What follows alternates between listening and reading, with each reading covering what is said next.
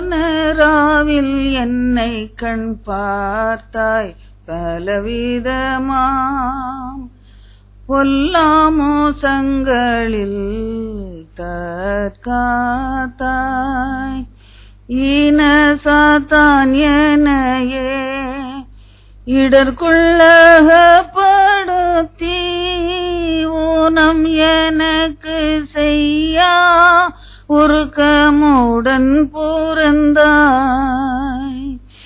இன்றை தீனம் முன்னருள் இகுவாய் இயேசுநாதையா.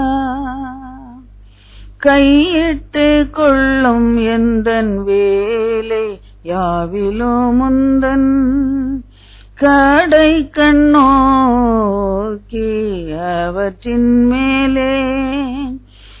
ஐயா நின் ஆசீர்வாதம் அருளி என் மனோவாக்கு மெய்யால் நின் மகிமையே விளங்கும்படி ஒழுக. இன்றை தீனம் முன்னருள் இகுவாய் இயேசுநாதையா இயேசுநாதையா. பேசுமடியார் கேட்கிறோம். இயேசு கிறிஸ்துவின் பரிசுத்த நாமத்திலே பிதாவே, ஆமென். ஆண்டவராகிய இயேசு கிறிஸ்துவின் நாமத்திலே நான் உங்கள் அனைவரையும் வாழ்த்துகிறேன். கொரிந்தியர்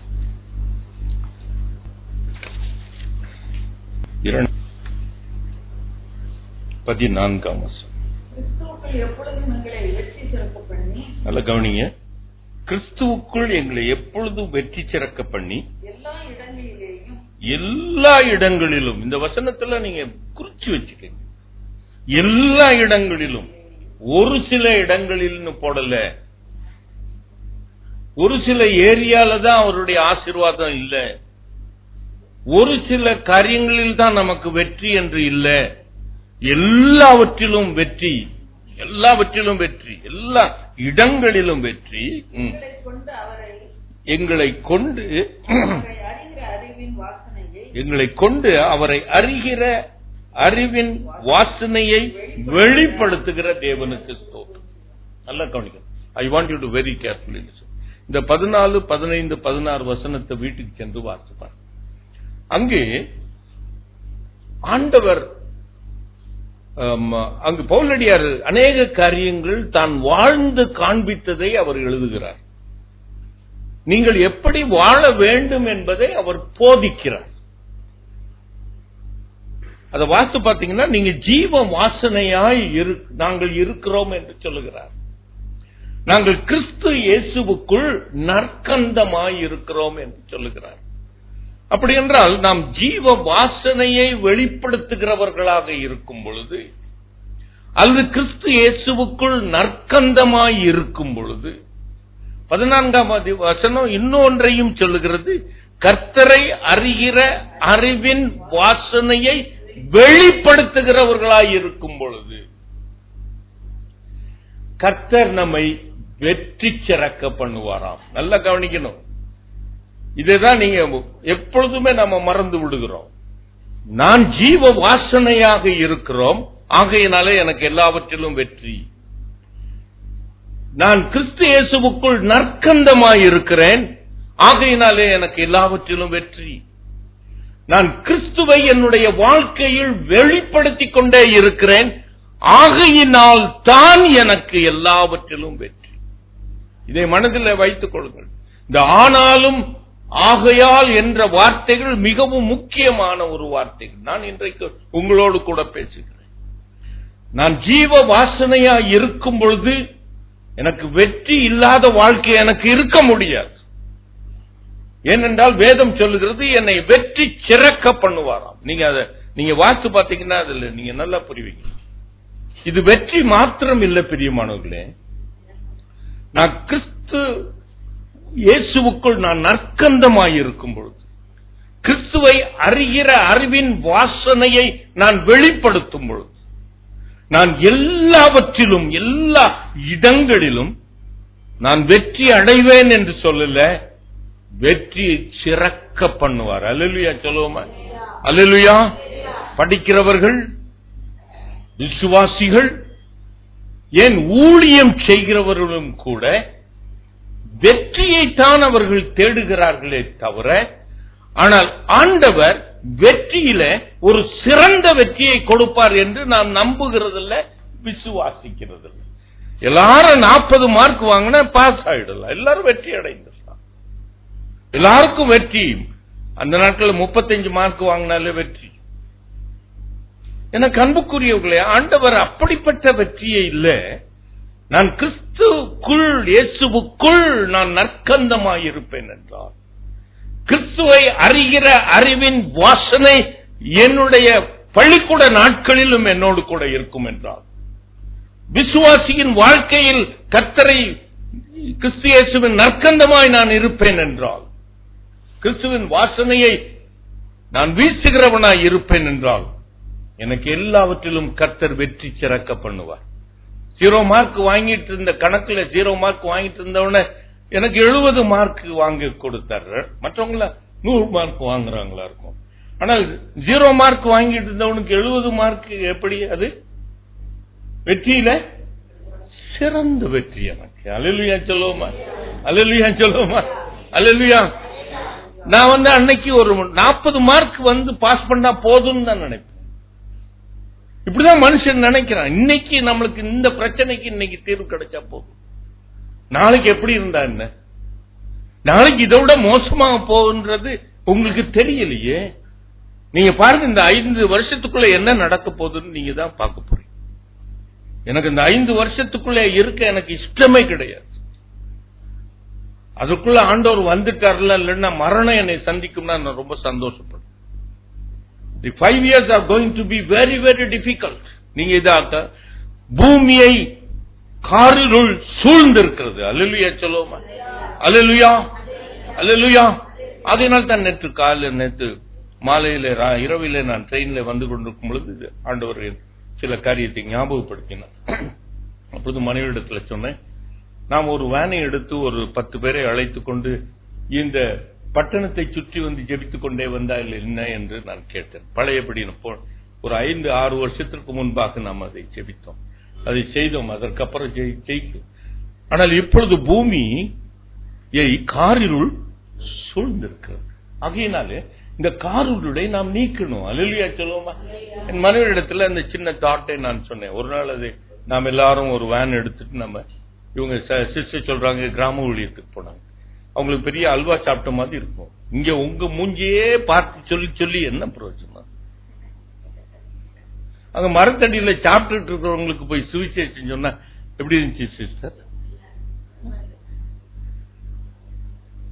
எனக்கு அன்புக்குரியவர்களே, பூமியை காரிருள் சூழ்ந்திருக்கு. ஆகையினாலே கர்த்தர் நம்மை கிறிஸ்து இயேசுவுக்குள், நாளைக்கு சண்டையும் இதே போல ஒரு வசனத்தை நான் பேசுவேன், இதை மனதில் வைத்துக் கொள்ளும். கிறிஸ்து இயேசுவுக்குள் நாம் நற்கந்தமாய் இருக்கிறோம், அல்லது நாம் கர்த்தரை அறிகிற அறிவின் வாசனையை வீசுகிறோமா, அல்லது நாம் துர்நாற்றமாக இருக்கிறோமா?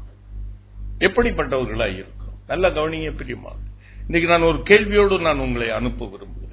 என்ன, சீகேம் என்கிற பட்டணத்தில் ஒரு சம்பவம் நடந்தது. வீட்டிற்கு சென்று வாசித்து பாருங்க, ஆதியாகமம் 34ஆம் அதிகாரம்.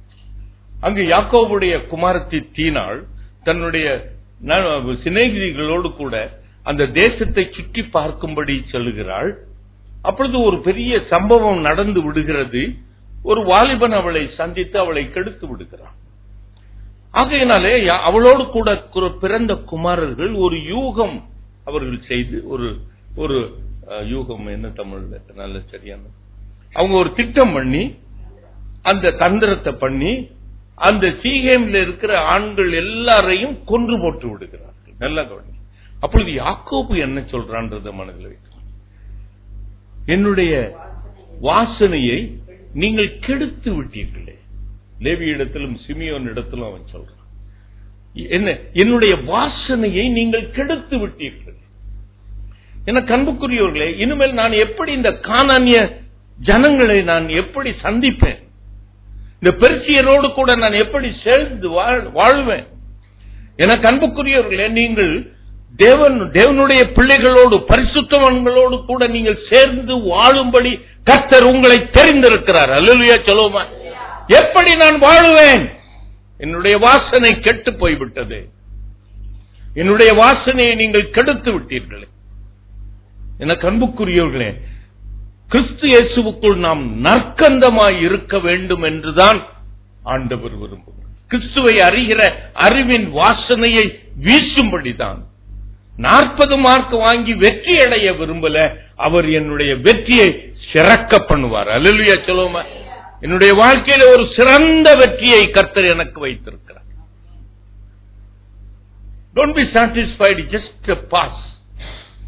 வாழ்க்கையில ஒரு சின்ன சின்ன ஆசீர்வாதம், கமர்கட்டு மட்டும் வாங்காதீங்க. உங்களுக்கு பெரிய சாக்லேட் பார் வச்சிருக்காரு. அந்த நாட்டில் தான் கமர்கட்டு இல்ல. அதனால இப்ப பெரியவங்களும் சரி சின்னவங்களும் சரி இந்த கமர்கட்டிலே தான் ஆசையா இருக்காங்க. எனக்கு அன்புக்குரியவர்களே, கர்த்தர் உங்களை வெற்றி சிறக்க பண்ணுகிறார். அல்லேலூயா. வேதத்தில் அநேகரை குறித்து எழுதப்பட்டிருக்கிறது. இது அவர்களுக்கென்று, அவர்களுடைய வாழ்க்கையின் பலனுக்கென்று எழுதப்படல. இதை மனதில் வைத்துக் கொள்ளும். வேதத்திலே காரியம் எழுதப்பட்டிருக்கிறது என்றால், தாவீதை பற்றி எழுதப்பட்டிருக்கிறது என்றால், மோசேயை குறித்து எழுதப்பட்டிருக்கிறது என்றால், அந்த மோசேக்கு அவன் பரம கானானில பங்கு இருப்பதற்காக எழுதப்படல. அந்த வாழ்க்கையில நாம் அறிந்து கொள்வதற்காக, அதை போல அல்லது அதில் காணப்படுகிற குறைவுகள் நம்மிடத்தில் காணப்படாமல் வாழ்ந்து கிறிஸ்து இயேசுவுக்குள் நற்கந்தமாய் இருக்க வேண்டும் என்பதற்காக எழுதப்பட்டது. ஒரு சில காரியங்களை குறித்து உங்களோடு கூட பேச விரும்புகிறேன். எண்ணாகமம் 12ஆம் அதிகாரம் 3வது வசனம்.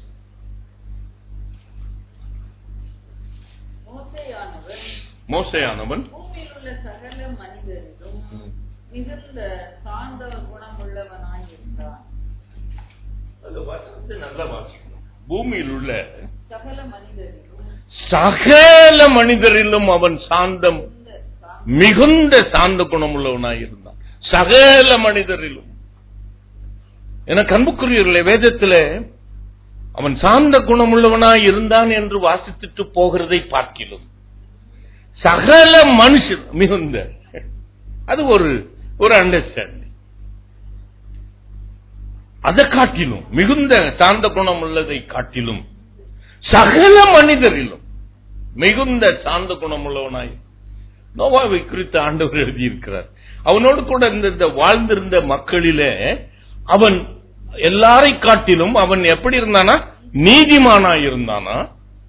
அவன் உத்தமனாய் இருந்தானா? அவன் தேவனோடு கூட சஞ்சரித்துக் கொண்டிருந்தவனாய் இருக்கிறானா? நல்லா கவனிக்க பிரியமான. ஆகையினாலே நான் உத்தமனாய் இருக்கிறது மாத்திரமல்ல, நான் நீதிமானாய் இருக்கணும், தேவனோடு கூட சஞ்சரிக்கிறவனாய் காணப்படணும். அல்லேலூயா சொல்லுவோமா? மோசேயை போல சாந்த குணம் உள்ளவனாய் இருக்கணும். அல்லேலூயா சொல்லுவோமா? ஏதாவது ஒண்ணு மாற்றம் பிடிச்சிக்காதீங்க. வெற்றி மாத்திரம் ஆனா நீங்க வெற்றி சிறக்கணும். அல்லேலூயா சொல்லுவோமா? அல்லேலூயா சொல்லுவோமா? அல்லேலூயா. யோபுவை குறித்து ஆண்டவர் சொல்கிறார், அவன் உத்தமன், அவன் சன்மார்க்கன், அவன் பொல்லாப்புக்கு விலகினவன், அவன் தேவனுக்கு பயந்த மனுஷன். அல்லேலூயா சொல்லுவோமா? அல்லேலூயா. அல்லேலூயா. யோவான் ஸ்நானனை பற்றி கர்த்தர் சொல்கிறார், அவன் எரிந்து பிரகாசிக்கிற விளக்காயிருந்தான். அல்லேலூயா. அல்லேலூயா. அல்லேலூயா. எனக்கு அன்புக்குரியவர்களே, நல்லா கவனிங்க. இங்கு மோசேயை குறித்து ஆண்டவர் சொல்கிறார், சகல மனிதரிலும் அவன் மிகுந்த சாந்த குணமுள்ளவனாய் இருந்தான். எனக்கு இது ஏன் ரொம்ப பிடிச்சிருக்குன்னா, இந்த சாந்தம் என்பது ஒரு ஆவியின் கனி. அல்லேலூயா சொல்லுவோமா? அல்லேலூயா. இது ஆவியானவர் கொடுக்கிற திவ்ய சுவாபம், கர்த்தருடைய திவ்ய சுவாபங்களில் ஒன்று. நம்ம ஆண்டவரை போல உத்தமர் நம்ம சொல்ல மாட்டோம். அது அவர் உத்தமரா தான் இருந்திருக்கணும். அல்லேலூயா சொல்லுவோமா? அவர் உத்தமர்னு சொன்னாதான் உத்தமர் இல்லை. ஆனா அவரை குறித்து வேதம் சொல்லுகிறது, தேவனோ உண்மையுள்ளவர் என்று வேதம் சொல்லுகிறது. அதே போல பூமியிலே சகல மனிதரிலும் சாந்த குணமுள்ளவனாய் இருந்தான். அவனுடைய மோச இடத்துல அநேக நற்குணங்கள் காணப்பட்டது. அதிலே ஒரு நற்குணத்தை, கர்த்தருடைய சுவாபத்தை என் தேவன் விரும்புகிறார். அல்லேலூயா சொல்லுமா? நல்லா கவனிங்க பிரியமானவர்களே. மோசே அவன் குழந்தையாக பிறக்கும் பொழுது அவன் சாகடிக்க வேண்டப்பட்டவன்.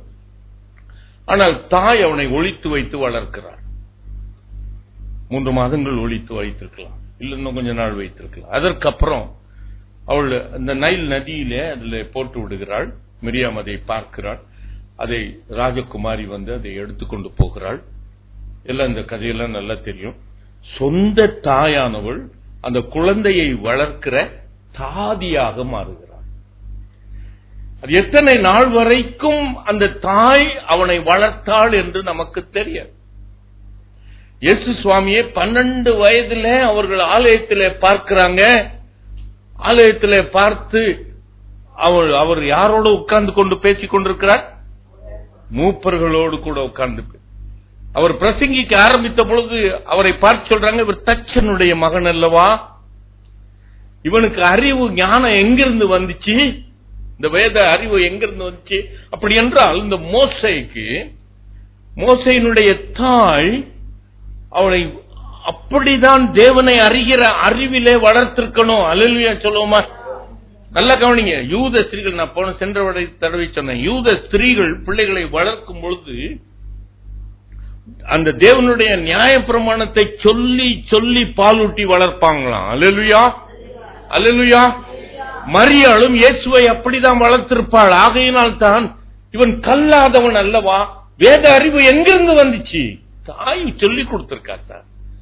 மோசேக்கும் தேவனை பற்றிய விசுவாசத்தை குறித்து அவள் வளர்த்த சில நாட்களுக்குள்ளாய் அவளை அப்படி வளர்த்திருக்கிறாள்.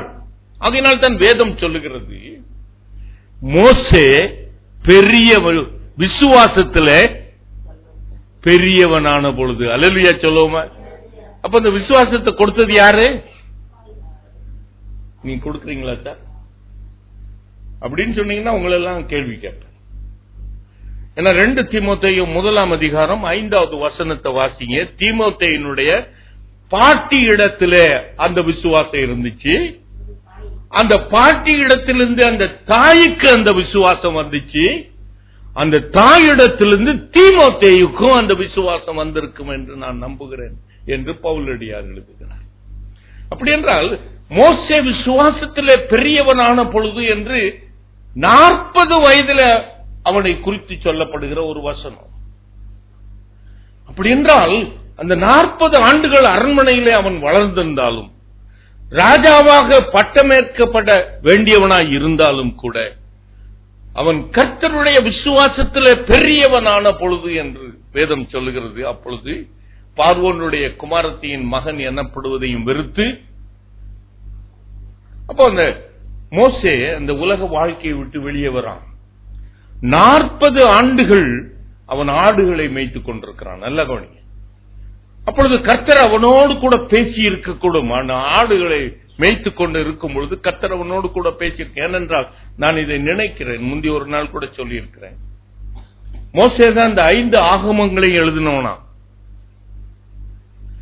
அப்போ மோசே இந்த 5 ஆதியாகமம், யாத்ராகமம், லேவியராகமம், எண்ணாகமம், உபாகமம், இந்த 5 ஆகமங்களையும் எழுதினவர் யார்? மோசே தன்னுடைய நாட்களுக்கு முந்தின காரியங்களை எப்படி அறிந்திருக்க முடியும்? தாய் சொல்லியிருக்கலாம். இல்ல, கர்த்தர் அவனோடு கூட இந்த 40 ஆண்டுகளும் வனாந்தரத்தில் கர்த்தர் அவனோடு கூட பேசி இருக்க முடியும். ஏனென்றால் இந்த ஆகமத்தை எழுத கர்த்தர் அவன் தீர்மானித்திருந்த பொழுது அதை எழுத உள்ள இந்த மனுஷனிடத்துல கர்த்தர் அவனோடு கூட பேசி இருக்கக்கூடும். அல்லேலூயா சொல்லுவோமா? அல்லேலூயா, அல்லேலூயா. அப்படிப்பட்ட ஒரு மனுஷன் இஸ்ரவேல் ஜனங்களை வழிநடத்திட்டு வரான்.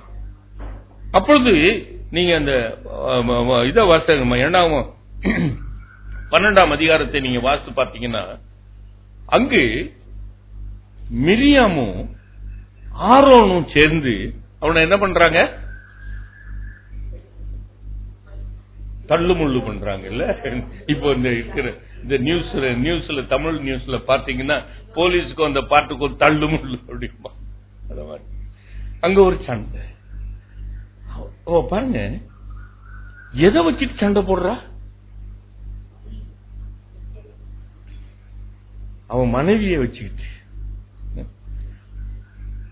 அவன் அந்த எத்ரோனுடைய குமாரத்தியை சிப்போரால கல்யாணம் பண்ணது நிமித்தம் அப்படின்னு போட்டு அதை வச்சுட்டு அவ கூட சண்டை போடுறான். நீ ரொம்ப மிஞ்சி மிஞ்சி போற, நீ உன்னை எப்பவுமே பெரியவனாவே காட்டிக்கிட்டு இருக்க இல்ல, நானும் தீர்க்கதரிசி தான்,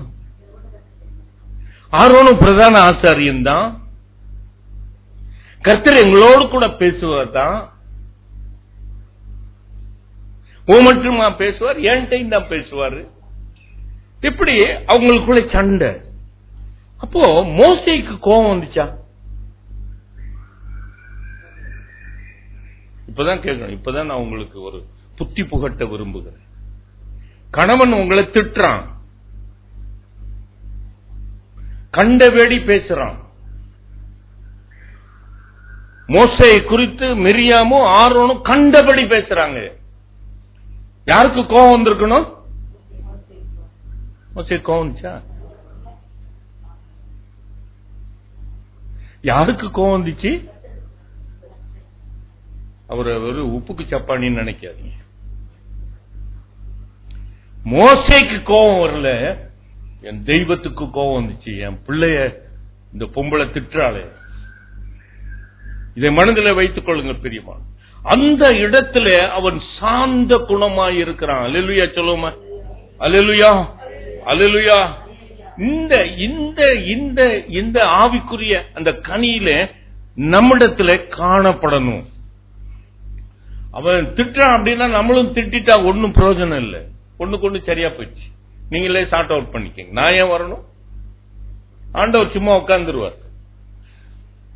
நான் யாரையும் குறித்து நான் பேசல, வாழ்க்கையில நம்முடைய வாழ்க்கையில நடக்கிற காரியங்களை குறித்து சொல்றேன். வேலை பார்க்கிற இடத்துல நம்மளை கண்டபடி திட்டுவானா இருக்கும், நான் வாங்கியிருக்கேன். கண்டபடி பேசுவாங்களா இருக்கும். ஆனால் அவன் தான் அவனுக்கு தான் கோபம் வந்திருக்கணும். ஆனா அவனுக்கு கோபம் வரலையே, ஆண்டவருக்கு தானே கோபம் வந்துச்சு. என் ஆண்டவராய் இயேசு கிறிஸ்து இந்த உலகத்தில் வாழும்பொழுது அவருடைய சொந்த சகோதரர்களே அவரிடத்துல மதிமயங்கினவன்னு சொன்னாங்களே, ஆண்டவர் கோபம் வந்துச்சான்? நல்லா கவனிங்க. சவுல் என்கிற ஒரு மனுஷனை ஆண்டவர் சாமுவேல் அவனை ராஜாவாக அபிஷேகம் பண்ணுகிறான். அவன் ராஜாவாக அபிஷேகம் பண்ணப்பட்டு வந்த பொழுது அந்த இஸ்ரவேல் ஜனங்கள் எல்லாம் என்ன சொல்றாங்க? அவனை பார்த்து, வேற யார்ட்டையும் சொன்னா பரவாயில்ல, அவனே பார்த்து இவனா நீ அப்போ சவுல் என்ன செய்தான்? போறோமா?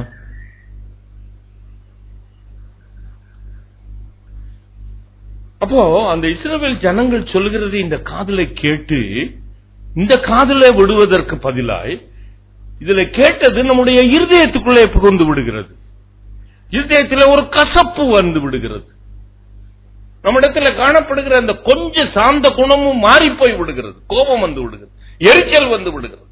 ஆகையினால் தான் இந்த சவுளுடைய வாழ்க்கையில அவன் இந்த பிகினிங் ஆஃப் ஹிஸ், நீங்க அந்த சவுல அபிஷேகம் பண்ண பொழுது அவனிடத்துல காணப்பட்ட தெய்வீக சுவாபங்களை நீங்க பாருங்க. எல்லாரை காட்டிலும் நான் சிறியவன் சொல்றேன். சாமுவேல்கிட்ட எல்லாரும் பார்க்கின்றான் சிறியவன். எல்லா கோத்திரத்தையும் பார்த்திலும் என்னுடைய கோத்திரம் சின்ன கோத்திரம், என்னேவா தெரிந்து கொண்டீங்க? அதே சவுல் அந்த ராஜாவானவன்னு ஒரு காரியத்தை சொல்றான். எல்லாரும் இவன் மூலமா ரட்சிப்பு வரப்போது. அப்ப அதை காது கேளாதவனை போல வந்திருக்கிறான். இதுதான் இந்த திவ்ய சுவாபம் தான் நமக்கு வேணும். இது கர்த்தர் கொடுக்கிற ஒரு திவ்ய சுவாபம். எனக்கு அன்புக்குரியவர்களே, கர்த்தர் நிச்சயமாய் நம்மை, நீங்க பாருங்க, சிலுவையின் பாதையில இயேசு போய் கொண்டிருக்கிறார். அவர் அநேக இடத்திலே அவரை நிந்திக்கிறாங்க, அடிக்கிறாங்க, அவர் மேலே புகார் பேசுறாங்க. என் ஆண்டவர் வாய் திறவாது இருக்கிறார். பிலாத்து அவரை விசாரிக்கிறான். அவர் சில நேரத்தில் அவர் பதில் பேசுகிறார், சில வேளைகளில் என்ன பண்றாரு? மௌனமாய் இருக்கிறார். பிலாத்து ஆச்சரியப்படுகிறார், இவர் தேவனுடைய குமார், இப்படி வாயை திறந்து பேசவில்லை, அமைதியாய் இருக்கிறார். எனக்கு அன்புக்குரியவர்களே, நாமும் அப்படிப்பட்ட ஒரு சாந்தத்தை நாம் பெற்றுக்கொள்ளணும். நான் கிறிஸ்துவுக்குள் நற்கந்தமாய் இருக்கணும்னா நான் எல்லா இடங்களிலும் இதை மனதில் வைத்துக் கொள்ளுங்க. There is kept an apple for you, a great blessing for you.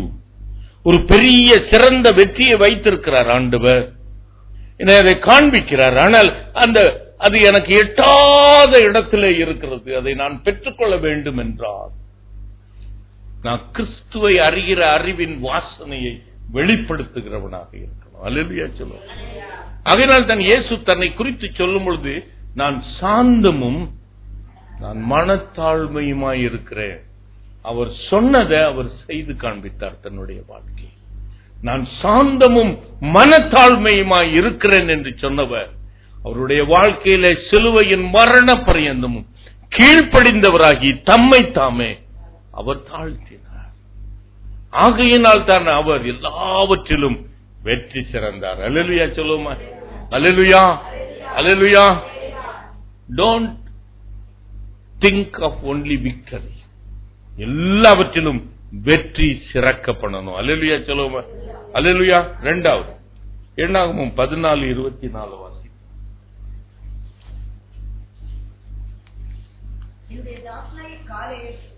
வேறே ஆவியில் தேவனாய் இருக்கிறபடினாலும் உத்தமமாய் என்னை பின்பற்றி வந்தபடினாலும் அவன் போய் வந்த தேசத்திலே அவனை சேரப்படுவேன். பாருங்க, நல்லா அந்த வசனத்தை நல்ல கவனிங்க. அவன் வேறே ஆவி உடையவனாய் இருக்கிறபடியினாலும்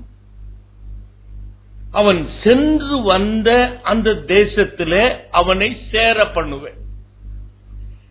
நான் அந்த இஸ்ரவேல் ஜனங்களை பத்தி நான் பேசல, ஏன்னா அநேக இஸ்ரவேல் ஜனங்கள் கானானுக்கு போகல, நான் அவங்களை குத்தி பேசல. ஆனா இந்த மோசே ஒவ்வொரு கோத்திரத்திலும் இருந்து ஒவ்வொரு பிரபுவை தெரிந்து, நீங்க அந்த 13ஆம் அதிகாரத்தை எடுத்து வாசித்து பார்த்தீங்கன்னா, தயவுசெய்து அதை எடுத்து வாசித்து பாருங்க ஒவ்வொன்றும். அவன் மோசே அந்த 12 பேருக்கும் ஒரு கட்டளை கொடுக்கிறான், நீங்க கானான் தேசத்துக்கு எப்படி போகணும். ஒரு பெரிய லிஸ்ட் வருது, அந்த லிஸ்ட் எல்லாம் வாசிக்க மாட்டீங்க, பேரெல்லாம் போட்டுருச்சுன்னா என்ன பண்ணுவோம் நம்ம? ஐயோ, உங்களுக்கு எல்லாம் பரலோகத்துல ஸ்பெஷல் இடம்ல இருக்கணும். அது முடிச்ச உடனே ஆண்டவர் அவங்களோட பேசுறாரு, நீ கானான் தேசத்துக்கு எப்படி போகணும், தெற்கு புறம் என்னமோ அதெல்லாம் சொல்லப்பட்டிருக்கு. போய் என்ன பண்ணணும், அந்த தேசம் எப்படிப்பட்ட தேசம்னு பாரு. அங்க இருக்கிறவங்க கொஞ்சம் பேரா இருக்கிறாங்களா, நிறைய பேர் இருக்காங்களா, அங்க இருக்கிறவங்க பலவான்களா இருக்கிறாங்களா, பலவீனங்களா இருக்கிறாங்களா, அங்க அந்த தேசம் எப்படி இருக்கா, அரணிப்பா இருக்கா, கோட்டை சுவரோடு இருக்கா. ஆண்டவர் எல்லாவற்றையும் அந்த தேசத்தை குறித்து எல்லாவற்றையும் நீங்க சுத்தி திரிந்து பார்த்துட்டு வாங்க. 40 நாள் கொடுக்கிறார். 40 நாள் அந்த 12 பேரும் சுத்தி பார்க்கிறாங்க. 12 பேருக்கும் கிடைக்கிற பார்க்கிற கேள்விப்பட்ட காரியம் ஒரே காரியம். அல்லேலூயா சொல்லுவோமா? 2 பேரும் ஒரே மாதிரி தான் சொல்றாங்க, பாலும் தேனும் ஓடுகிற தேசம்தான். பாருங்க, இந்த பாலும் தேனும் ஓடுற தேசத்தில் உள்ள கனியை பாருங்க. 2 பேர் சுமந்துட்டு வரான் ஒரு திராட்சை கொலையை. இதை பாருங்க, பாலும் தேனும் ஓடுகிற தேசத்தில் கிடைக்கிற ஒரு நன்மை எல்லாம் சொல்றாங்க. அங்க இருக்கிறவங்க எல்லாம் நம்மளை காட்டிலும் பெரியவர்கள் தான், ராட்சதர்கள் தான். நம்மெல்லாம் வெட்டுக்கிளியை போல இருக்கிறோம். நல்ல கவனிங்க, அதுல 2 பேர் மட்டும் அவங்களும் ராட்சதத்தை போலதான் பாக்குறாங்க. அவங்களும் எல்லாரும் இவங்க பார்த்த மாதிரி தான் அவங்களும் பாக்குறாங்க. ஆனா அவங்க என்ன சொல்றாங்க, இவர்களை நம்ம என்ன பண்ண முடியாது, ஜெயிக்க முடியாது. அவர்களுக்கு முன்பா நம்ம வெட்டுக்கிளியை போல இருக்கிறோம் அப்படி என்று அவர்கள் சொல்லி துர்ச்செய்தியை பரப்பினார்கள் என்று வேதம் சொல்லுது. அவர்கள் சொல்ல ஆரம்பிக்கிறாங்க. நீ அந்த அதிகாரத்தை நீங்க வீட்டுக்கு நல்ல வாசி. அவன் சொல்ல ஆரம்பிக்கிறாங்க. அப்போ காலேப் என்ன சொல்றான், அவங்களை எல்லாம் அமர்த்திட்டு நாம இவர்களை மேற்கொள்ள முடியும் என்று சொல்றான். ஆனாலும் அவங்க கேட்க மாட்டேங்கிறாங்க. அவங்க தாங்க சொன்னதையே தான் சொல்லிக்கிட்டே வர்றாங்க. ஆனா கடைசியில காலேப் என்ன சொல்லுகிறான், கர்த்தர் நம் மீது பிரியமாய் இருப்பார் என்றார். கர்த்தர் நம்மோடு கூட இருப்பார் என்றார். கர்த்தர் நம்மிடத்திலே அவரை அறிகிற அறிவின் வாசனை நம்மிடத்திலே வெளிப்படும் என்றால், நாம் கிறிஸ்து இயேசுவுக்குள்ளே நற்கந்தமாய் இருப்போம் என்றால், நாம் ஜீவ வாசனை வீசுகிறவர்களாய் காணப்படுவோம் என்றால், நாம் இவர்களை மேற்கொள்வோம். அல்லேலூயா சொல்லுவோம். எனக்கு அன்புக்குரியவர்களே, விசுவாசிகளாகிய நம்மிடத்துல this positive mind set should be there. எல்லாருக்கும் அந்த பிரச்சனை தான், எல்லாருக்கும் அந்த பாடுகள் தான், எல்லாத்துக்கும் அந்த உபத்திரவம் தான். ஆனால் எனக்கு என்ன நம்பிக்கை, இந்த உபத்திரவத்திலும் கர்த்தர் என்னோடு கூட இருப்பார். அல்லேலூயா சொல்லுவோமா? அல்லேலூயா, அல்லேலூயா. நீங்க அப்படி இருக்கீங்களா? இல்லைன்னா இந்த உபத்திரவத்திலே நான் மடிஞ்சு போயிடுவேன், நான் இனிமேல் மேற்கொள்ளவே முடியாது, இனிமேல் நான் ஒண்ணுமே பண்ண முடியாது, என் பிள்ளைகளும் இப்படிதான் இருப்பாங்க, நானும் இப்படிதான் இருப்பேன். நம்ம அநேக நேரத்தில் பிள்ளைகளை பார்த்து சொல்றோம், நீ உருப்பிடுவியா? அப்படிதான் நம்மளுடைய மனது. எனக்கு அன்புக்குரியவர்களே, இவர்கள் வந்து சொல்றாங்க, அவர்களும் ஒரு ராட்சதர்களை போலதான் இருக்கிறாங்க. 112 சங்கீதம் 6-8 வரைக்கும் வேகமா வாசிங்க பார்க்கலாம். அங்கு ஆண்டவர் நீதிமானை குறித்து, அவன் என்றென்றைக்கும் அசைக்கப்படாமல் இருப்பான், நீதிமான் நித்திய கீர்த்தி உள்ளவன், துர்க்கிரியைகளை கேட்டதினால் அவன் பயப்பட மாட்டான். நல்ல கவனிங்க பிரியமானவர்களே, அந்த அந்த அங்கு அங்கு அங்கு கேள்விப்பட்ட காரியங்கள், இந்த ஜனங்கள் 10 பேர் வந்து சொல்லுகிற காரியங்களை கேட்டு அந்த காலேப் என்ன பண்ணல? பயப்படல, அசைக்கப்படல. கர்த்தர் என்னோடு கூட பிரியமா இருந்தா எல்லாத்தையும் நான் என்ன பண்ணிடுவேன்? மேற்கொண்டு விடுவேன். அவனுக்கு நல்ல, அதனால்தான் ஆண்டவர் சொல்றார், அவன் வேற ஆவியுடையவனாய் இருந்தான். அவனை குறித்து ஆண்டவர் சொல்லுகிறார், அவன் அவன் கிறிஸ்து இயேசுவுக்குள் நற்கந்தமாய் இருக்கிறவன். அல்லேலூயா சொல்லுவோமா? அவன் ஜீவ வாசனையை வெளிப்படுத்துகிறவன். Always is talking about a life. நம்ம வெட்டுக்கு இல்ல மடிஞ்சு போவோம்னு சொல்லல, நம்ம வாழ போகிறோம். அல்லேலூயா சொல்லுவோமா? அல்லேலூயா சொல்லுவோமா? நாம் வெற்றி சிறக்க போகிறோம். அல்லேலூயா. கர்த்தர் என்னோட, அதனால தான் பவுலடியார் சொல்லுகிறார், I can do all things through Christ Jesus who strengthens me. என்னை பலப்படுத்துகிற கிறிஸ்துவினாலே எல்லாவற்றையும் செய்ய எனக்கு பலன் உண்டு. அவற்று பலவீனமான மனுஷன் தான் பவுலடியார். ஒரு முள்ளு ஏதோ அவரை குத்திக் கொண்டே இருக்கிறது, தாங்க முடியல. ஒரு மனுஷன் தான். இயேசு கூட ஒரு மனுஷன் தான், ஒரு போர்ச்சேவகன். அந்த போர்ச்சேவகன் என்று சொல்லும் பொழுது, நான் இந்த ரோமாபுரிக்கு செல்லும் பொழுது அந்த வட்டிகன் சிட்டி அதுக்குள்ள போகல, வெளியே போறோம். 7 அடி அந்த சோல்ஜர்ஸ், நல்லா பயங்கரமான, அப்படிப்பட்டவன் அவருடைய முகத்துல அடிக்கிறான், காரி துப்புறாங்க, அவனை அடிக்கிறாங்க. ஏசாமிக்கு வலிச்சிருக்குமா? அதான் ஒரு நேரம் கேட்கிறார், ஏன் என்ன அடிக்கிற? எனக்கு வலிக்குது, ஏன் அடிச்சேன்? நான் உண்மைதானே பேசினேன், ஏன் என்ன அடிக்கிற? எனக்கு அன்புக்குரியவர்களே, நிச்சயமாய் கர்த்தர் இந்த நாளில எந்த துர்ச்செய்தி கேட்டாலும் நான் பயப்பட மாட்டேன், நான் அசைக்கப்படாமல் இருக்கணும். அல்லேலூயா சொல்லுவோம். ஆகையினால தான் அவன் சொல்றான் யோசுவாவிட்ட, எனக்கு இந்த மலை நாட்டை தாங்க. அவனுக்கு 85 வயசு. எனக்கு இந்த மலை நாட்டை தாங்க, நான் மலையில ஏறி போய் அங்க அவர்களை, நான் ராட்சதர்களையும் ஏனோக்கியரை நான் என்ன பண்ணிடுறேன்? முறியடிக்கிறேன். என்னுடைய பிள்ளைகள் அதை சுதந்திரித்துக் கொள்ளும். எனக்கு அன்புக்குரியவர்களே, நீ கிறிஸ்து இயேசுவுக்குள் நற்கந்தமாய் இருப்பேன் என்றால் ஜீவ வாசனை ஆல்வேஸ் a பாசிட்டிவ் திங். எப்பொழுதுமே பாசிட்டிவா சொல்லிட்டே இருப்பீங்க. இவங்க துர்ச்செய்தியை சொல்லிட்டு இருக்காங்க. காலேபும் யோசுவாவும் பார்த்ததும் அதேதான். யோசுவா பெரிய ஒரு 8 அடி மனுஷனா இல்லையே, அவனும் இவர்களை போலதான் சாதாரண மனிதன் தான்.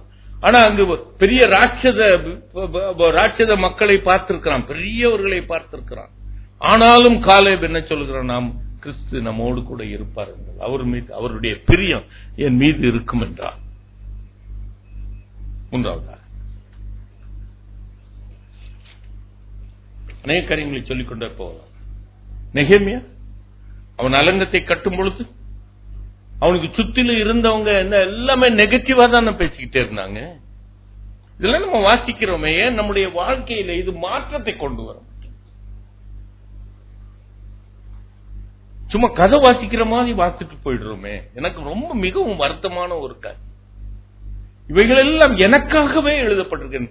வேதத்தை நான் அதை நேசிக்கிறேன் என்றால் இந்த வேத புஸ்தகம் எனக்காக எழுதப்பட்டது. அல்லேலூயா சொல்லுவோமா? அல்லேலூயா, அல்லேலூயா, அல்லேலூயா, அல்லேலூயா. இது இன்னொருவனுக்காக எழுதப்பட்டதில்லை, எனக்காக எழுதப்பட்டது. நெகேமியாவுக்கு சுற்றிலும் அவனுக்கு ஆல் நெகட்டிவ் திங்ஸ் தான். எல்லாரும் அப்படிதான். அவனுடைய சத்ருவும் சரி, அவங்களோடு கூட இருந்தவங்க. சத்ரு சொல்றான், ஒரு நரிய ஏறி போச்சுன்னா அந்த அலங்கம் கீழே விழுந்துடும் சொல்றான். எல்லா எதிரிகளும் அவனை நையாண்டி பண்ணாங்க, கேலி பண்ணாங்க. ஆனா அவன் கட்டி முடிந்ததற்கு அப்புறம் அதே எதிரிகளும் என்ன சாட்சி சொன்னாங்க? தேவன் இதை செய்தார். கரந்தட்டி ஆண்டவருக்கு நன்றி சொல்றான். அல்லேலூயா, அல்லேலூயா, அல்லேலூயா. அதே போலதான் பிரியமானவர்களே, உன்னுடைய கணவன் சாட்சி சொல்லுவான், தேவன் இதை உன்னிடத்தில் செய்திருக்கிறார். அல்லேலூயா சொல்லுவோம். அல்லேலூயா. உன்னுடைய எதிரிகள் சொல்லுவாங்க, தேவன் உன்னோடு கூட இருக்கிறார் என்று சொல்லுவாங்க. அல்லேலூயா சொல்லுவோம்.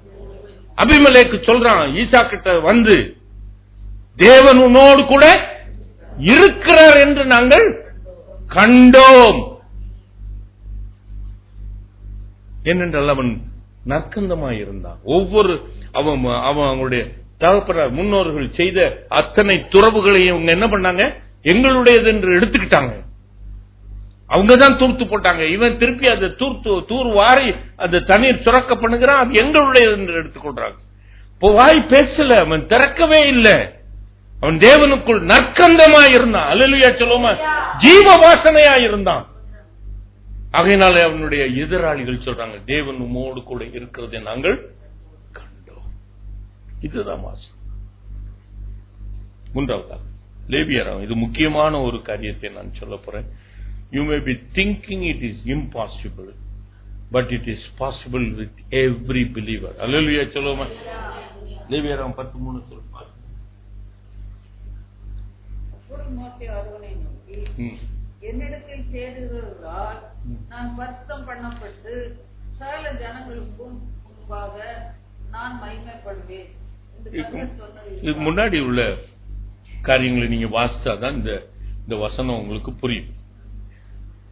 தேவனுடைய வார்த்தையின்படி ஆசரிப்பு கூடாரம் கட்டப்பட்டு முடிந்துருச்சு. அதை பிரதிஷ்டை பண்றாங்க. நல்ல கவனிங்க. ஆசரிப்பு கூடாரத்தை கத்திருக்கின்ற அதை பிரதிஷ்டை பண்றாங்க. பிரதிஷ்டை பண்ணும் பொழுது ஒரு காரியம் நடக்கிறது. என்ன காரியம்? இது என்னுடைய வாசஸ்தலம் என்று ஆண்டவர் அதற்கு ஒரு அடையாளமாக, நான் வாசம் பண்ணுகிற வாசஸ்தலம் என்பதற்கு ஒரு அடையாளமாக பரலோகத்திலிருந்து ஒரு அக்கினி புறப்பட்டு வந்து அங்க பலிபீடத்தில் அக்கினி பற்றி எரிகிறது. அல்லேலூயா சொல்லுவோமா? அல்லேலூயா, அல்லேலூயா. அப்புறம் ஆண்டவர் மோசே இடத்துல எல்லாம் சொல்றாரு, இந்த பலிபீடத்தின் அக்கினி என்ன பண்ணக்கூடாது? பற்றி எரிந்து கொண்டே இருக்கணும். அல்லேலூயா சொல்லுவோமா? அது ஒரு நாளும் அணையப்படக்கூடாது. இது பரலோகத்திலிருந்து வந்த அக்கினி. இது நீங்களா கிரியேட் பண்ண அக்கினி இல்லை, இது பரலோகத்திலிருந்து அக்கினி. ஆகையினாலே கர்த்தருக்கு தூபம் விடும் பொழுதும், கர்த்தருடைய காரியத்திற்காக அவர்கள் அசைவாட்டம் எழுதும் பொழுதும், ஆரோனும் சரி அவனுடைய பிள்ளைகளும் சரி அந்த பலிபீடத்திலிருந்து அக்கினியை எடுத்துதான் அதுல தூபம் போட்டு என்ன பண்ணணும்? அசைவாட்டம். ஆனால் இவங்க என்ன பண்றாங்க? முடிஞ்சிருச்சு, பிரதிஷ்டை செய்து முடிஞ்சிருச்சு. ஆரோனுடைய 2 குமாரர்களும் அவங்க தாங்களே போய் ஒரு அக்கினியை எடுத்துக்கிறாங்க. எடுத்துக்கொண்டு தங்களுடைய இதுல அது அவங்க என்னது அதுல போட்டு தூப வர்க்கத்தை போட்டு கர்த்தருடைய சமூகத்துல அவங்க அங்கு வேதம் சொல்லுகிறது, கர்த்தர் அந்த 2 பேரையும், ஆரோனுடைய பிள்ளைகள் 2 பேரையும் அதே பலிபீடத்துல அடிக்கிறார். 2 பேரும் மரித்து போறாங்க. இதை பார்த்த இஸ்ரவேல் ஜனங்களுக்கு இது ஒரு பயங்கரமாக காட்சியளித்திருக்கும். நல்ல கவனிங்க பிரியமான, கர்த்தருடைய கோபாக்கினை எப்படி வரும் என்று, கர்த்தர் எப்படி வரும் என்று சொல்றேன். நீங்க இந்த நாட்களில் நீங்க பார்க்க போறீங்க. You are going to see it, what is going to happen in this country. பயங்கரமாக கர்த்தருடைய பரிசுத்த குலைச்சலை எது செய்தாலும் கர்த்தர் நிச்சயமாய் அதை பயங்கரத்தை தான் செய்வார். அந்த இஸ்ரவேல் ஜனங்களே பயந்து போயிட்டாங்க. மோசேயும் ஆரோனும், கர்த்தருக்கு இவ்வளவு கோபம் வருமா? என்று நினைச்சிருப்பாங்க. ஆரோன் என்ன நினைச்சிருப்பான்? நல்ல கவனிங்க. ஆரோன் என்ன நினைச்சிருப்பான்? கர்த்தருடைய ஊழியக்காரர்களை கிடைக்கிற பலனா இது? அவங்க 2 பேரும் குமாரர்கள் யாரு? கர்த்தருடைய ஊழியக்காரர்கள் தானே. ஆரோனுடைய குமாரர்கள் யாரு? ஊழியக்காரங்களே. ஒரு தவறு செய்துட்டாங்க. ஒரு எச்சரிக்கை கூட இல்லாம, ஒரு வார்னிங், நீ இப்ப தப்பு பண்ணிட்ட, இனிமேல் அது பண்ணாதன்னு கொண்டு ஒரு வார்னிங் கூட கொடுக்காம இவன் நினைச்சிருப்பான்ல, தகப்பன் நினைச்சிருப்பான்ல, ஆண்டவர் ஒரு வார்னிங் கூட இல்லாம, ஒரு எச்சரிப்பு கூட கொடுக்காதபடிக்கு கர்த்தர் அவர்களை அடிச்சிட்டார், மரித்து போயிட்டான். அவனால, ஆனா அங்க வேதம் சொல்லுகிறது அவன் பேசாமல் இருந்தான் என்று. இப்ப மோசே என்ன பண்றான்? அந்த நான் சொன்ன வசனத்தை வாசிங்க, 10:3 வாசிங்க.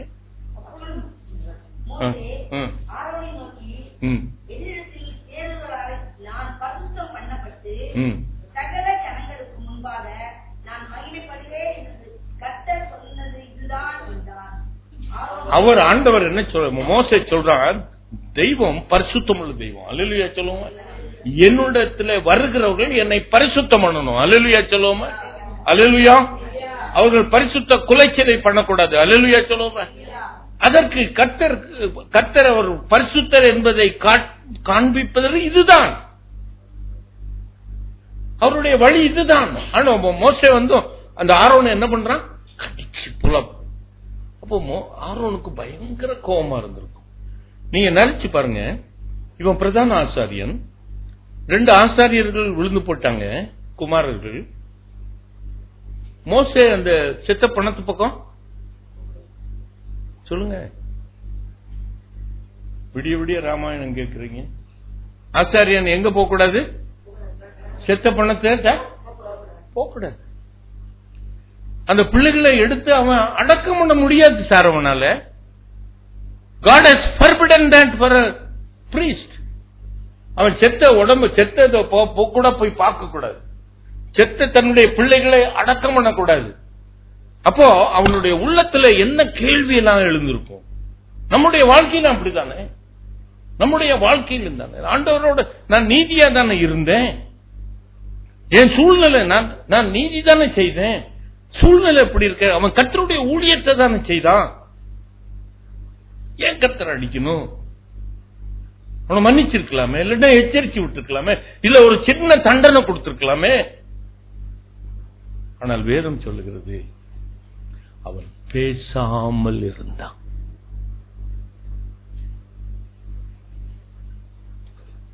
இதான் நற்கந்தம்.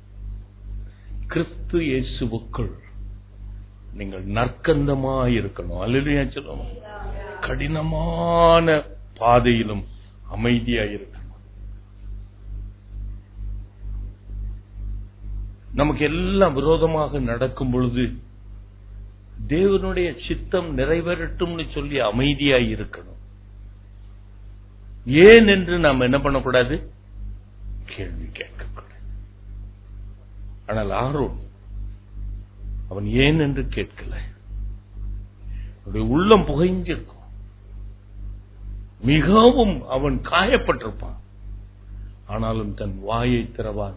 ஆண்டவர் அப்படிதான் வாயை அவருக்கு வலிச்சிருக்காதோ? வலிச்சிருக்குமா? வலிச்சிருக்காதா? ஆமா சொல்லுங்க, இல்ல சொல்லுங்க. பசிக்குதோ? வாயை திறவாமல் இருந்தானே. அடிக்கப்பட கொண்டு போகிற ஆட்டை போல வாயை திறவாது இருந்தார். வாய் பேசலி. ஏன்னைக்கு அவன் ஒரு வார்த்தை சொன்னா நம்ம 10 வார்த்தை திருப்பி சொல்றோம். அவன் சொல்றதுக்கு நம்ம 10 வார்த்தை திருப்பி சொல்றோம். ஆண்டவர் செய்கிற காரியத்துக்கு, ஆண்டவருடைய சித்தத்தை நம்முடைய வாழ்க்கையில செய்யும் பொழுது, நம்மை புடமிடும் பொழுது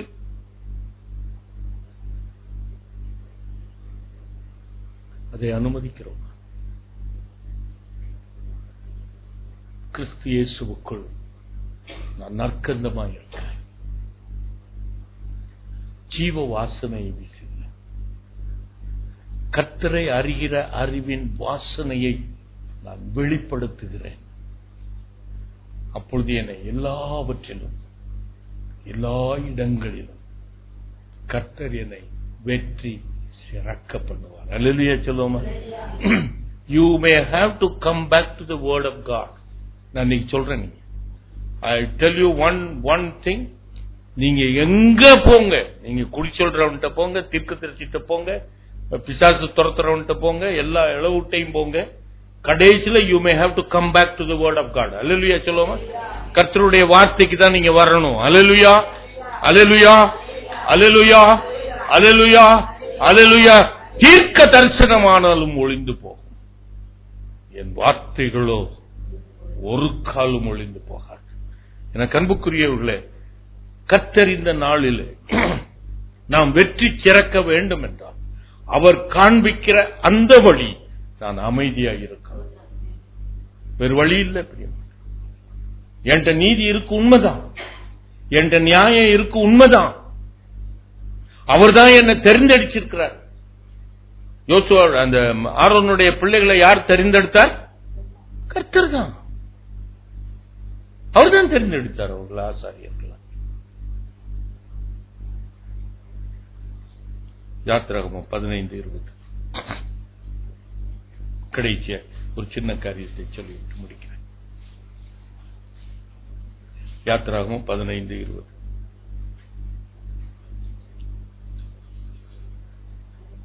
யாத்திராகம் 15:20. மிரியாம் என்னும் தீர்க்கதரிசியானவளும் தன் கையிலே தம்புரை எடுத்துக்கொண்டார். சகல ஸ்திரீகளும் தம்புரோடும் நடனத்தோடும் அவளுக்கு பின்னே புறப்பட்டு போனார்கள். நல்ல கவனிங்க. ஆண்டவர் இந்த சிவந்த சமுத்திரத்தை ரெண்டாய் பிளக்கிறார். மோசேக்கும் அந்த சிவந்த சமுத்திரம் ஏன் வந்துச்சுன்னு தெரியாது. எகிப்திலிருந்து அந்த ஜனங்களை அடிமைத்தனத்திலிருந்து விடுவித்துக் கொண்டு வர்றார் பாலும் தேனும் ஓடுகிற தேசத்துக்கு. அப்படி என்றால் அவர் சிவந்த சமுத்திரத்தை கடக்காமல் வேறு வழியாக எடுத்துக்கொண்டு போயிருக்கலாம். ஆனா ஆண்டவருடைய வழியை நம்மால் அறிய முடியாது, ஏன் என்று கேட்க முடியாது. அவர் சிவந்த சமுத்திரத்தின் வழியாய் அவர் அழைத்துக் கொண்டு போகிறார். அப்பொழுது மோசே ஆண்டவரிடத்துல முறையிட்டுக் கொண்டே இருக்கிறான். என்றால் பக்கத்துல வந்துட்டாங்க எதிரிகள், அவருடைய ரதங்கள் பக்கத்துல வந்துருச்சு, குதிரை வீரர்கள் பக்கத்துல வந்துட்டாங்க. அப்ப முறையிட்டுக் கொண்டே இருக்கிறான். ஆண்டவர் அந்த ஊழியக்காரன் மேலதான் கோபம் வருது. இன்னும் ஏன் முறையிட்டுக் கொண்டே இருக்கிற? உன் கரத்தை நீட்டி அந்த சமுத்திரத்தை ரெண்டாய் பிளந்து விடு என்று ஆண்டவர் சொல்லுகிறார். அவன் செய்கிறான். பிளக்கப்படுகிறது.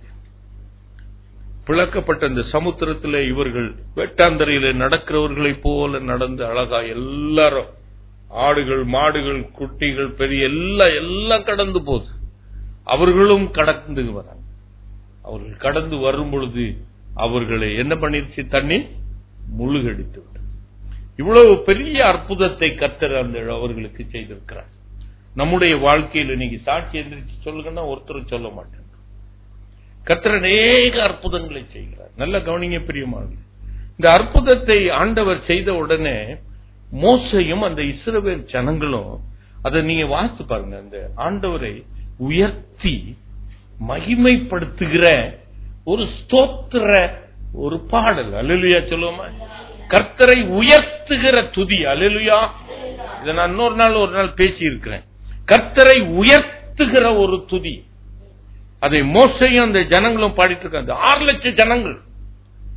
அப்போ மிரியாமும் தம்புரவை எடுத்துக்கொண்டு சில பெண்களை கூட்டிக் கொண்டு அவர்களும் பின்பற்றி போறாங்க. நான் நினைக்கிறேன் மோசே மஸ்ட் ஹவ் பீன் லீடிங். முதல்ல எல்லாரையும் துதி சொல்லி கர்த்தரை உயர்த்துகிற துதி சொல்லி போய்கிட்டே இருப்பான்.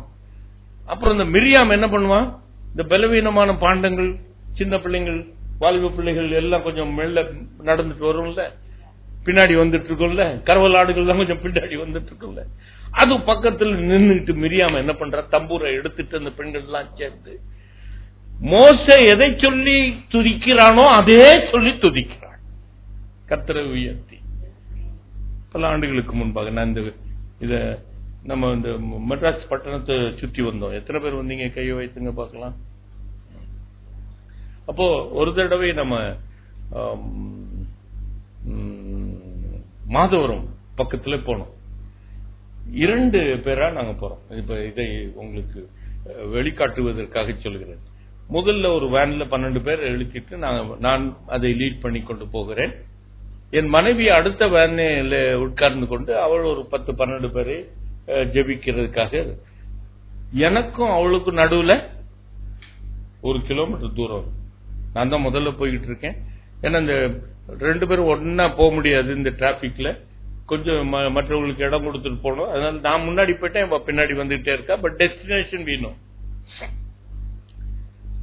அந்த பெரம்பூர் தாண்டி மாதவரத்துக்குள் நுழையும் பொழுது கர்த்தர் என்னோடு கூட பேசினார். என்ன, ஏதேன் தோட்டத்திலே இறங்கி அந்த ஜனங்களோடு கூட ஆதாம் ஏவாளோடு கூட பேசினது போல நான் இந்த ஜனங்களோடு கூட இறங்கி பேச போகிறேன். மாதவரத்தில் ஒரு பெரிய ஒரு எழுப்புதலை நான் கட்டளையிடுவேன் அப்படி என்று பேசினார். நான் அந்த ஜனங்கள்ட்ட அதை கர்த்தர் சொன்னதை நான் சொல்லி அவங்களை ஜெபிக்க சொல்லிட்டு ஸ்தோத்தரிச்சுட்டு நாங்க போயிட்டோம். அந்த இடத்திற்கு என் மனைவியும் அந்த வேன்ல வர்றா. நான் எதை சொன்னேனோ அதையே சொல்லி அவளும், ஆண்டவர் இந்த இடத்துல இறங்கி வந்து இந்த இடத்தை ஆசீர்வதிக்க போறார். ஏதேன் தோட்டத்துல இறங்கி வந்ததை போல கர்த்தர் இறங்கி வர போறார். நான் என்ன சொன்னேனோ, நான் வாக்கி டாக்கி வச்சிருந்தேனோ. இங்க பாருங்க, இந்த நம்ம இந்த மிரியால இந்த தம்புரவை எடுத்து கர்த்தரை உயர்த்தி பாடின பாட்டு, நான் இன்னைக்கு காலையில் அது தியானிக்கும் பொழுது, it might have made the younger generation. ஏன்னா இந்த மூத்த ஜெனரேஷன்லாம் எங்க போகல? மூத்த ஜெனரேஷன்லாம் என்னாச்சு? ஏன் சொல்ல மாட்டேன்றீங்க? எல்லாரும் கானானுக்கு போகல, ஒன்லி த யங்கர் ஜெனரேஷன் போனாங்க. இப்போ இந்த யங்கர் ஜெனரேஷன் இந்த மிரியாம் தான் ப்ரிப்பேர் பண்ணிருப்பா. அல்லேலூயா சொல்லுவோமா? கர்த்தரை உயர்த்தி பாடுகிற ஒரு பாட்டு எடுங்க. 149ஆம் சங்கீதம் 6-9.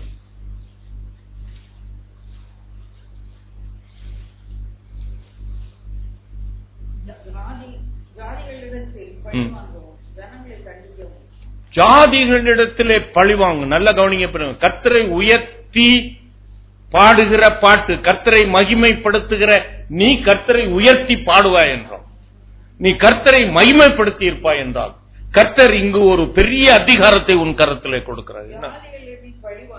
ஜாதிகளிடத்திலே நீ பழி வாங்கவும், ஜனங்களை தண்டிக்கவும், அவர்களுடைய ராஜாக்களை மோதி கவர்மெண்ட கீழே தள்ளி விடவும். அந்த அதிகாரத்தை நம்மகிட்ட கொடுக்கிறார் சார். பசுமா அவருடைய ராஜாக்களை சங்கிலிகளினாலும் அவர்களுடைய மேன்மக்களை இருப்பு விலங்குகளாலும் கட்டவும் எழுதப்பட்ட நியாய தீர்ப்பை அவர்கள் பேரில் செலுத்தவும், அவர்கள் வாய் கர்த்தரை உயர்த்தும் துதியும், அவர்கள் கையில் இருபுறமும் கருப்புள்ள பட்டயமும் இருக்கும். என் கையில என்ன கொடுக்க போறாரு? கர்த்தரை உயர்த்துகிற துதி என் வாயில இருக்க போது, இரு கையிலையும் கருக்குள்ள பட்டயம் இருக்க போது, இதை கொண்டு ஜாதிகளை நான் பழி வாங்க போறேன். இதை செஞ்சாங்களா இல்லையா? எரிகோ பட்டணத்துல அவங்க பிரவேசித்த பொழுது, the younger generation, they are not, the older generation never entered into Canaan. அந்த பெரியவங்க முதியோர்கள் முறுமுத்தவங்க எல்லாம் ஒரு வயல வரல. இங்க வந்தவங்க எல்லாம் யங்கர் ஜெனரேஷன். அவங்களை ப்ரிப்பேர் பண்ணிருக்கிற அந்த மிரியாம், அவங்க வந்து கர்த்தரை உயர்த்துகிற அந்த துதி அவருடைய வாயிலிருந்து புறப்பட்டு போச்சு. எரிகோ மதில் கீழே விழுந்துச்சு அவள் இல்லையா? கர்த்தரை உயர்த்துகிற துதி, அதுதான் நாம் நற்கந்தம், அதுதான் ஜீவ வாசனை, அதுதான் கர்த்தரை அறிகிற அறிவின் வாசனை நாம் வெளிப்படுத்தணும். அல்லேலூயா சொல்லுவோமா? எத்தனை பேர் அந்த வேன்ல வர போறீங்க? கர்த்தரை உயர்த்தி துதிச்சுக்கிட்டே போறோம். அல்லேலூயா சொல்லுவோமா?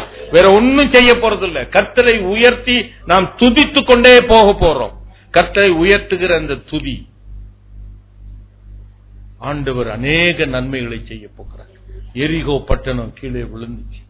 கர்த்தரை உயர்த்துகிற அவங்க துதிச்சாங்க, டொமால்னு விழுந்துருச்சுன்னு நம்ம நினைக்கிறோம். பிரியமானங்களே, கர்த்தருடைய வசனத்தை கொண்டு ஆராய்ந்து பாருங்கள், தியானித்து பாருங்கள். கர்த்தரை உயர்த்துகிற அந்த துதி, கற்குள்ள பட்டயம்.